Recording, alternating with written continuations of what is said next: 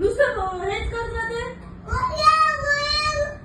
मग थोडीशी खाली दिसली का मम्मी पाणी दे. नुसतं मग अजून भूक लागली मम्मी चिवचिव मम्मी हे मम्मी ते. नुसतं पागल करत राहते. खोटी नाही बोलताय खरं बोलताय. सू नाही समजत अजून एवढा मोठा घोडा झाला तरी. सू केल्यावर सांगते सू केली म्हणून.